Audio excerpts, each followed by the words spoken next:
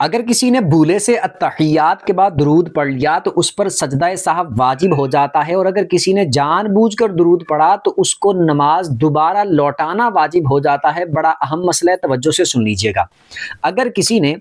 3 रकतों वाली नमाज में या 4 रकतों वाली नमाज में, सुन्नत मुअक्कदा में, या फिर फ़र्ज जो होते हैं 4 जैसे ज़ोहर के, असर के और इशा के, या फिर मगरिब के जैसे 3 फ़र्ज हैं, या फिर 3 वितर हैं,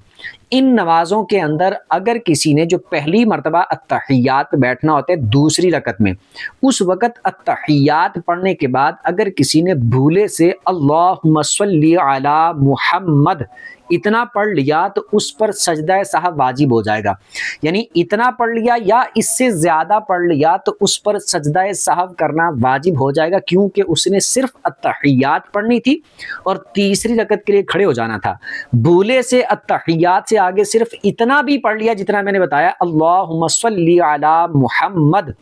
इतना भी पढ़ लिया तब भी उस पर सजदा साहब वाजिब हो जाएगा। उसने नमाज की आखिरी रकत में जब अत्तहियात बैठना है तो अत्तहियात पढ़ने के बाद एक तरफ सलाम फेरना है, फिर 2 सजदे करने हैं, उसके बाद दोबारा से अत्तहियात बैठना है, अत्तहियात दुरूद दुआ पढ़ के अपनी नमाज को कंप्लीट करना है।